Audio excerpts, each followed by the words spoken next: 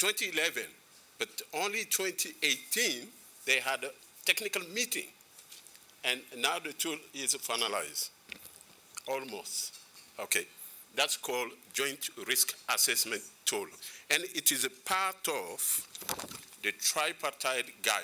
I will pass this list after, when I finish, okay? You can download it, you can use it. Okay.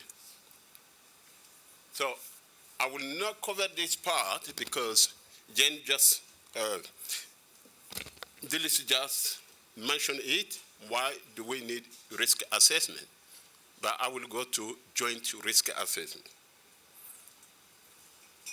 So why joint risk assessment? If you all remember, avian influenza, when it happened, what they did, they look at animal and human, the expert who do the risk assessment. So on my left here, the animal sector, they ask them, so what was the risk in chicken, then the risk in human? They found out it was moderate. They did the same for human. So it was kind of reverse.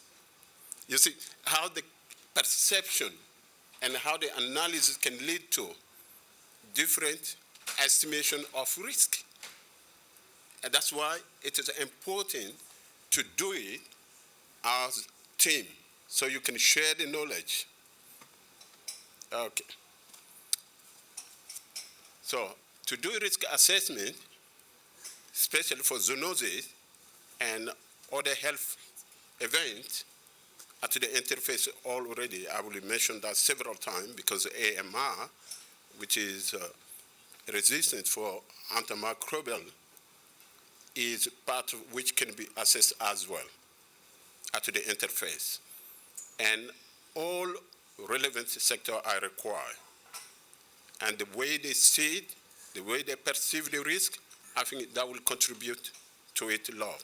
So to improve the data and to improve the outcome, and even to have some serious impact on the decision. And this expertise is needed. Like we went to the airport just at the point of entry. We have seen, I think, what strikes me is the security and the public health experts. Sometimes they have kind of misunderstanding. But if you bring them on board on any health issue, it will solve a lot of problems, because no single sector should be excluded when it comes to health. We can elaborate a little bit on that. Okay, because of the time, then you focus on this, comprehensively evaluate where and why risk exists. One sector cannot do it if the problem is complex. Yeah. Okay, I will just go quickly on to this. Yeah, but I mean, operational thing can be a little bit different. But when your sector come together, and what they do is they will analyze the situation. For example, you take the pathway, different pathway, how the infection can occur. But we will see that below, which is called risk pathway. And that's one of the elements which differentiate this tool from other tools. For those who have heard already, there are tools used. One is a strategic risk assessment. We call it STAR. Who has used STAR before? Dillis told me not to talk about it, but I don't know, I can retain myself. Who have ever used STAR? Strategic risk assessment tool at a national level, where it is an all-hazard tool. You have all the hazard, whether it is a flood, it is a fire, it is used at country level. I'm pretty sure you have. And VRAM, vulnerability risk assessment. Yeah, you see, all those are risk tools. But the difference with this tool is it is specific. It is for specific disease. And you can take rabies, anthrax, avian influenza, brucellosis, like group can work on these different diseases. You can use the tool for one specific disease. Yeah, and it will tell you the risk pathway, the different routes how that infection can occur. That's the difference, one of the difference. Yeah. So the solution is to bring all, because we have seen even STAR is used in many countries and RAM, the animal sector is excluded. Have you included them? Yeah, they were there, but sometimes they say no. They were environment, security, airport security, point of entry, no. They were no. So, but they will be included here. Okay? Yeah. So if you see it, FAO or WHO, don't think that Africa CDC is not part of it. Don't think that West African organization is not part of it. These are the leading, but at the same time, they work with other agencies and institutions. I have seen them at the meeting, expert meeting and technical meeting as well. So everyone is included. Dillis was there. Osman, you were there as well at the beginning, or you received the draft? You received the draft of the tripartite guide I share with you. Yeah, right, okay. Yeah, so no one is excluded. Yeah. Okay, here, animal sector risk assessment is very well developed. Who is the vet here? OIE import, export, document, usually risk assessment. And those are, you can see here, that's the code, animal code. This is similar to IHR. Yes. And these are the risk assessment tools, different. So they develop well. And the other one is rapid risk assessment, developed by WHO, and you have a European one, and there are other tools around. And you got one as well with WHO, that's called Emergency Framework, ERF. And it is used within the organization when there is emergency, there is a kind of event we want to assess, we do quick, rapid assessment. For those who work for the organization, probably they received that one already. And yeah, okay. But the JRA concept, JRA, Joint Risk Assessment concept, it focus on this. Human-animal environment interface. That means those sectors need to sit together, because we think any health issue, if you bring those together and you add other sectors, all the relevant sectors, it makes life easy and people will understand what role they can play and they will not feel excluded. At the national level and subnational level, Tanzania has done at subnational level after the pilot test, because we pilot test in Tanzania. Who is from Tanzania? I think, thank you very much. Yeah, well done. We taught national, and then they took it at the subnational level. FAO was leading it. Yeah. And the joint, all the relevant sector, that's where the key is, all the relevant sector. So disease which, like COVID, you have to involve point of entry. Yeah. It is qualitative. It's not quantitative, it is qualitative. But qualitative, the data are good enough based on what is available, and it is flexible because knowledge is dynamic, and you all know what's going on with COVID. And it needs to be used for one event at a time. It doesn't mean you cannot use it for anthrax, brucellosis, and other disease, COVID. But you need to have different groups working on each disease. That makes sense? Okay. it does not replace separate sector assessment. That's key here. It is in red. Because I think you will have this slide, definitely. If this does not give to you, I will give to you. Yeah, okay. Yeah, so you can see it. Sector can do the risk assessment first. Then for joint risk assessment, they can come together. You will see on the risk pathway how important that is. And it is very important to do that. Public health, for example, and environment, those who are in charge of water, take cholera, they can sit down and do the risk assessment together. And that's even, in fact, very good, because that's where you can act together. And you can plead for one budget. Okay. So sector-specific risk assessment. If you look at that sector, you can see in red, sector-specific assessment, and down as well for human and animal, and we put in the middle environment. But you can put all the sectors in. Nothing other sectors are not here. You can include them as long as it is relevant. Sorry, as long as it's relevant, and that's fine.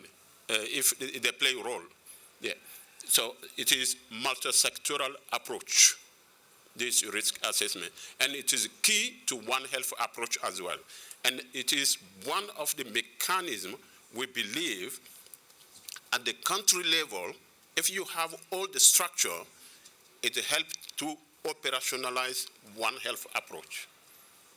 I hope this is not against this, because in Africa we have advantage that our political leaders, they are very well engaged.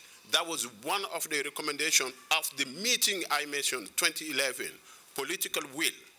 But in Africa, we do have all those political leaders sign off One Health approach. And some have implemented the platform. But in Great Britain, I haven't seen One Health platform. Yes. If you disagree, you can raise your hand. Yes, because so yeah, I live there, so I know for sure they don't have it. They do have One Health kind of theory, but it's not like well developed in Africa. Yes. Okay. Requirement for the risk assessment. You do need a risk question, and that risk question needs to come from the higher level of the structure, which I will show you the structure, and they need to be a concern, like concern for coronavirus infection. You don't have it here now, but you do have, you border with 8 countries, almost, if I look at the geography. And it can come from any of those countries, or it can come from Great Britain, because if you look at how the traffic is and all sorts of things, it can, even from China. Yeah, so how do you assess that one together? Yeah, then, so I can move quickly. There is some benefit of it. Benefit, first of all, bringing people together from different sectors, it's like really a good success. They will play the card. And the decision maker, exchange, missing information, you will address all those, and gap and strength, like what you have done in the joint external evaluation, bringing people together. That's very important. So, okay, using the tool, we can go a little bit. It is designed, whether it is designed to private sector or not, you can see here, usually it is for government agency. But when you do it, you can bring private sector on board, because some are medics, some are vets, some work in wildlife, and yeah, they have experience. Some people even talk about, why not community representative? Because for communication purposes, they are very important. They need to know what message you want to send it. Probably they know how to twist it. And the principle and technical element in, I got one of the model here, the tool, It's well described, all the guide, all the section where to refer to. It is inside. There is an online version. We have finalized that one. And the component are applied as needed by country if you want, but you can apply those components which are relevant to you. If you don't have that structure, maybe you can jump on it, because some of you probably, maybe you don't have one health platform, but you may have another structure. Yeah, emergency structure where you can, committee, where you can act. Okay, you can see here, some of these are important, can be modified at the national level, depending on the context and the mechanism. So the tool is flexible. Yeah, it's not kind of a black box. But if you have a feedback to give, you can always, there will be people where you can address to. Here is the tripartite, which they had a convention and to work on this, because the member state, in fact, the member state asked for it. Because all these have member states, OIE, FAO, WHO. And they sign, they ask those organizations to come up with a tool. And so the three levels of the organization are involved in it. And you can see, but at the same time, they all have their own structure, how to report data. Yes. But at some point, they need, if we want one health approach, we need to have one platform where we can see how the data are coming, they are analyzed, and the results are produced and interpreted. Is it too heavy, or you don't want to follow it up, or I need to speed up? Okay. Taking the multi-sectoral approach, you can see, again, that's the document, that's just the leaflet, and it is one of the joint risk assessment in yellow is one of the elements concerning the tripartite guide. So you got the surveillance, you got coordination, investigation, risk reduction, and workforce development. These are the area addressed in the document, tripartite guide. So how you can improve what you have already. And there is a framework coming from Africa CDC, One Health framework. I think the drafter, I'll look at it. I even contribute to it. It talks a lot about this one. Yeah. Okay. So you have all these elements. We want one operational tool to be able to help. But the joint risk assessment in the past pilot workshop, countries have addressed rabies, Crimea Congo, hemorrhagic fever, zoonotic influenza, Rift Valley fever, and equine, which was in South America, I think, anthrax and Ebola. They have chosen that. I think Delis and Osman were there when we chose Ebola. Yeah. DRC, I think it is on pipeline to use joint risk assessment. The structure, you need some element to prepare for it, and you have the technical guide as well for it if you want to use it. Okay, probably this part will be fine. If you can wake up a little bit and maybe to follow this one, that will be fine. Okay, can you see the blue, red, and black? Then, because the blue, that's if you have the government structure in place where you have the committee and you have the technical lead, which is below here, technical lead, these are the structure. You can see where the arrow will go. The joint risk assessment lead, which is selected by the steering committee for the mechanism you have in place to deal with emergency, any type of emergency. Then technical working group, maybe some of you, like Dr. Zulu, he is one of the member of technical working group in One Health here. Is it true or not? Yeah, so, yeah, then your place will be here. So technical working group will work on the risk assessment, the question, and because they need to frame it. Then you go up, and they will communicate the result. And that's how the diagram will illustrate how people need, I think they need, which section they need to go to. Okay.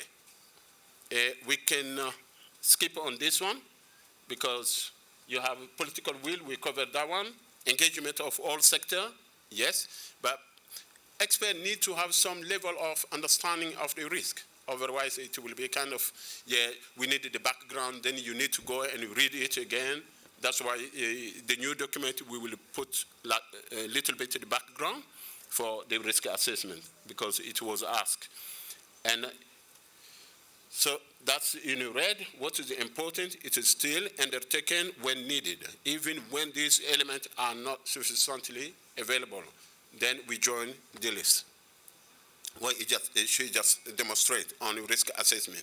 So you don't have to have all the structure, but you do need joint risk assessment or risk assessment. Yeah. Okay. In the document I have, you have the technical element. They are all described, and the page as well. The page are described. Yeah. Dilisi did say to remove the page because you're not going to have the document. But if you have the document, there is always in the document where you need to go, just to orient reader. Okay. The lead. These are the role of the lead, what the lead should be doing. Who designated the lead? It is the JRA steering committee. It could be the One Health steering committee, if it is in place, because they need to come together. They will designate who needs to be the JRA lead to bring the question. Authority, autonomy, and scope all are determined by the steering committee. So it's not one person. And then you can see the process. So they want the answer to be able to take the decision and a notification of challenge. But these are on your right, the small screen, that's the responsibility. So in the document, you will have those, it is well outlined. You will have them. Okay. Always there are some steps which you need to do and before you do anything. Okay. I will just skip this part, but it is very important to know, because I spoke about it several times. It is a multi-sectoral approach. There are key sectors which need to be there. You read it just below. For those who are awake, they can read it. Even laboratory and the expert, wildlife expert, they are all part of the JRA. You can see now, you bring people together. Yeah. Okay. So they have different skill, and you need as well a good communicator for this one if you can bring them. Yeah. That's for the stakeholder. Those can be like a partner, like WHO, like Africa CDC, like OIE and FAO, and any organization, because those come into the country. Yeah. So let's go for technical step. Risk framing. How do you frame the risk question? Yeah. And you need to define first the specific hazard, which Dillis was talking about, hazard, and define the scope and agree on purpose. Once you have done that, then the steering committee, they can modify the risk framing question in the way they want, so because they need you to assess that risk. So you need to come up with appropriate question, like which you will be doing during the exercise. For COVID, for example, how do you frame that question? You can seek expertise from consultants, because there are many experts who have done risk assessment. Okay, the scope. If you want to define the scope, you need to take some of the elements into account. The health risk. COVID in this country, what will be the health risk? We already know the risk group. And if they are, you have a lot in that section, and then it can be a serious issue. And it needs to be human-animal environment interface for joint risk assessment. for joint risk assessment within the country, region, and specific time period. And all the sectors are here on. You can see them. But where the error is, that's where the interest is. Okay. Formulate the question. How do you do that? You formulate, you check, document, then the risk assessment question. That's the work of the technical team. Technical team got specific tasks. Their role are this. So they need to have knowledge about what they are assessing. Okay. The risk question. Guiding frame, you have the hazard, scope, and purpose. Then the steering committee will then need to agree with the technical group, technical team as well. JRA question should be risk pathway that cross human and animal and environment interface. That will come over and over again. These are some what you need to focus on. Can you see properly there? Because what is the likelihood and impact of? Then you need the time, the place as well. So you need to be very specific. There is a good example, which I will illustrate that one, but these are the elements you need to focus on. You remember when Dillis was showing risk is likelihood, probability, time, impact. Yeah, the first formula. Yeah. Okay. Then you look at this. What is the likelihood and impact of? You need to start with that. You need to be specific in time frame bound, and you know the hazard, and you know the population and location, and the source, how that could be.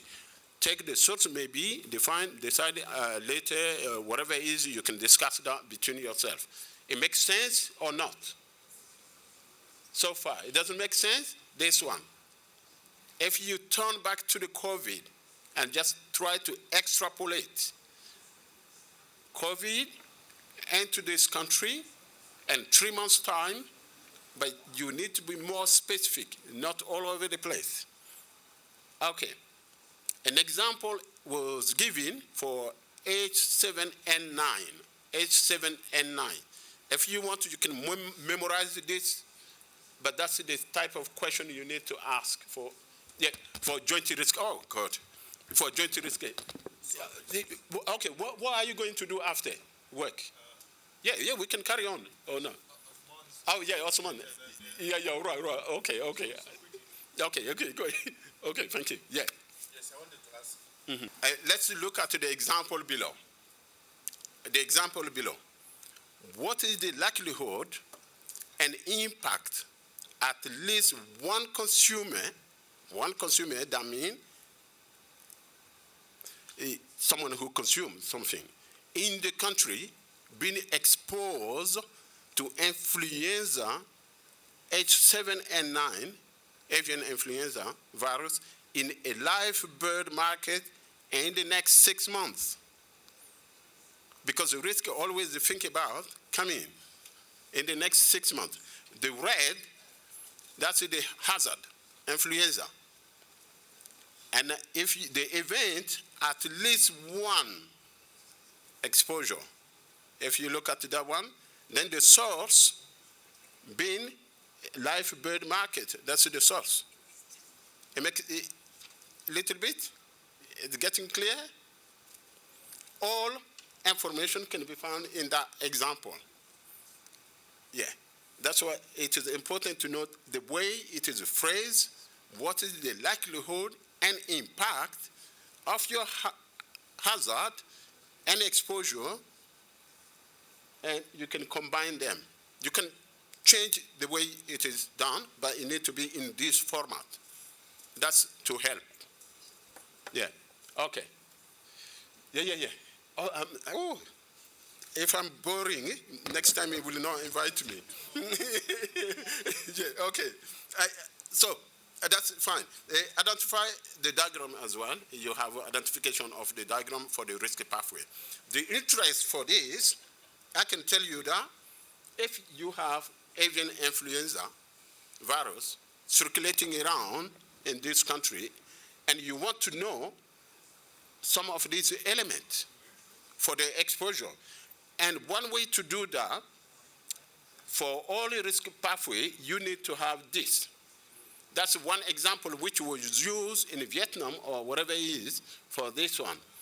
You can see, if you look carefully, you have these two. The infection, human can be infected by exposure of bird. If you look, the red one will be human, bird to human. But the blue one is between themselves. And the transmission between human, that's in black. So, but what you will be interested in, that's the red one in the joint risk assessment. The reason for that is because human sector, they will already assess the risk of human infection, transmission between human. And animal sector, they will assess the other part. So if they did that one, and you convene a meeting, the red one will be the most important one you need to come to discuss together and to take measure, but without blaming each other, like they did in Netherlands for whatever disease is, and they were blaming each other. Yeah. Yes, yeah. Okay, I will talk to you later about that. Okay, here is avian. That's one of the outcome of exercise in Asia. I think we tried this one in Tanzania and other country. They come up with the similar diagram, pathway. That the particularity of joint risk assessment is you're gonna discuss among yourself what are the different routes human can be infected through the different pathway. You can see if you take infected animal trader, and here is animal neighboring country, and you can see, suppose this, the color one, yellow, is a country, and you can see the national border of the country. But how inside that country the infection can occur and transmit from animal to human and human to human. These are the different routes, so you need to work out. Picture this for yourself. If you have coronavirus coming into this country, you have the border. What are the different routes that infection can be introduced to this country? You cannot do it without airport, point of entry, or boat, or ground. I don't think so. You have to involve them into the risk assessment because they can give you more information. Okay, entry into the country, infection of animals, spread in animal, human, and spread between human. That's the point. Diabli, you're giving them all the answers to this, to the exercise. Okay, well, I want to help. I want to be helpful. Don't help them, let them. I want to be helpful as much as I can. Okay. Yeah, estimate likelihood and impact and assign uncertainty. You see, that uncertainty is something you have. Dealers get bored already. Uncertainty is something you have to focus on it because that's what will save you if you give the risk assessment result. It will save you even from the major. It will save you because if you give low uncertainty or high uncertainty, you will see it on the page which you have. It is printed already. You have to take into account based on the quality of the data you have and based on the available knowledge, and you just take those into account. Okay. Done for each risk assessment question. That needs to be done, the three, okay? So I will move quickly. Yeah, okay, estimate likelihood. You saw just, there was a negligible, it was very low in this presentation, but it is negligible here. Negligible, low, moderate, high, but what does high mean? The situation described in the risk assessment question will probably occur. Coronavirus here. Likelihood will be high or low. That's the question. You have to answer that one later. But pay attention to this because this is printed. You will have it in your hand. Okay. Here is impact now. Impact. You remember? Health, economic, environment. Then you have all these elements into it. They are related. Health is a health system, economic, social, environment, political. These are, you have to consider those ones. On the, when you come to the impact, if you are at the local level, district level, province level, or population in general, or international. We live in a pandemic period now, so you have to think about this one. Okay, yeah, these are the impact, the criteria for impact. When you say severe impact, moderate, negligible, and you will have that, it is printed, you can read it when you go through your exercise. Uncertainty, how ensure, that's what will save you, how ensure are we that the estimate of the likelihood and impact for the risk assessment question are true. That's the impact. And you have the different criteria for impact as well. They are here. Okay? You can explore this one when you answer your risk question. Okay. So these are the plot for the likelihood and the impact. You can see what was chosen. The green, yellow, and red. If someone can tell me what red will mean here, probably it will be fine. And I want to know red, what red will mean. No? Okay, during the exercise, probably we can talk about it. Yeah. Okay, here is, once you identify your risk question, and you need to come up with, after all the pathway, you need to come up with risk management option and communication, because you cannot live like that. You need to come up, how do you manage that risk? How do you mitigate that risk? And how do you communicate so the risk can be mitigated? Yeah. And you have to document it after. Yeah. These are the options. Example, risk management measure that would have the highest impact on reducing overall risk and the lowest risk, the lowest negative impact, which Dilith was telling you as well about low impact, high impact, and all these you have to take into account. Otherwise, the measure will distort what you're saying. Okay, here is the SARS-CoV-2 and the associated COVID risk assessment. So you're in your office, the minister comes in and he wants a rapid risk assessment as to what the risk to your country X, okay? Mm-hmm. Because he wants to know about the scale and urgency of intervention.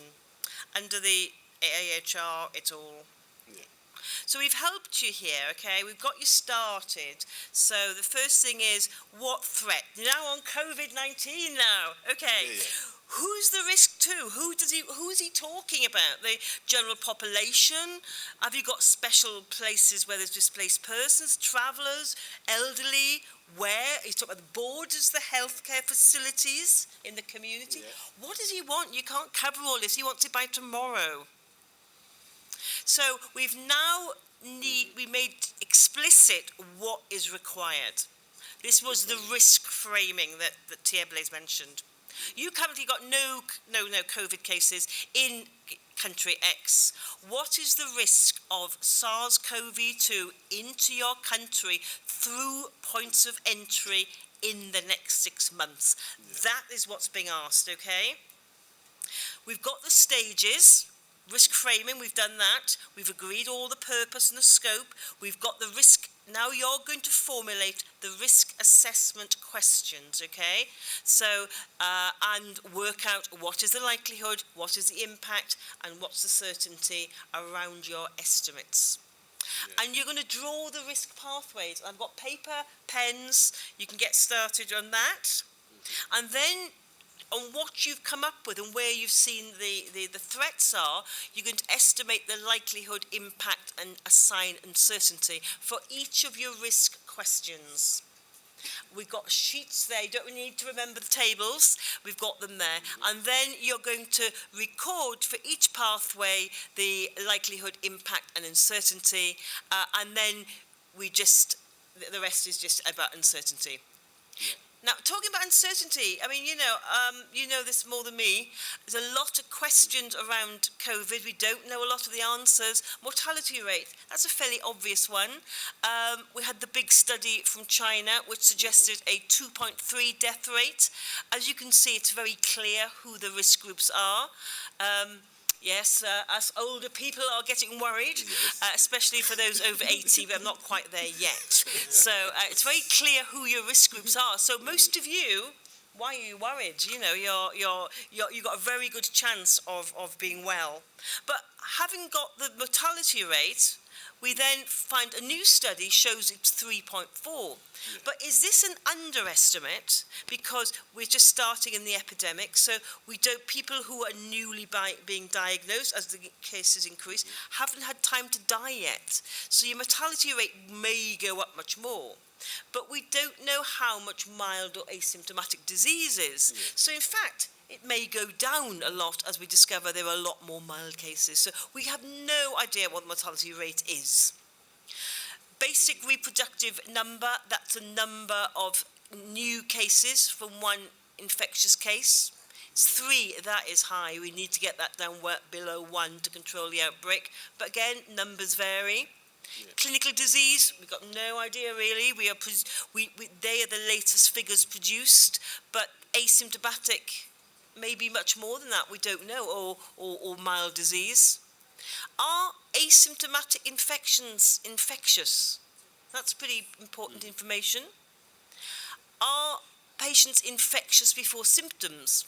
That's the latest WHO statement, which suggests they can, but it's not a major driver of transmission. Well, if you've got asymptomatic infections transmitting and you're transmitting before you have symptoms, you don't need many of those to find it's going to be a lot of it about. And those are crucial for control. In Ebola, we saw that the more severe disease, the more the patient was the more infectious they were. Immunity. How long is immunity going to last? What if you have a mild disease, has been suggested, or asymptomatic? Will you get severe disease next time? Incubation period, that changes with every publication. And there's a whole load about a host, virus mutation, adaptation, and environmental persistence, etc., etc., etc. So whatever you do, you need to express greater uncertainty about your risk assessments. Oops, sorry, I've got the logo there. So the question is, what is the risk of introduction of SARS-CoV in country X through all points of entry in the next 3 months? So, Question. Repeat the exercise question again. I'm going to leave this on the screen so they can see it. Okay. The next steps, formulate your risk assessment questions and draw up your risk pathways. 1's good, 2's max, okay? Because you will need to think about this. Blaise already given you some clues as to where you may start as in the point of entry. Draw the risk pathways for each of those. They need to be as complicated as Blaise, because we're not bringing quite as many animal components in. But just think about where does the person go within the system, okay? And what are their hazards, threats at each point? And document those and look at the risks. And then we look at the likelihood, impact, and uncertainty for each of the risk questions.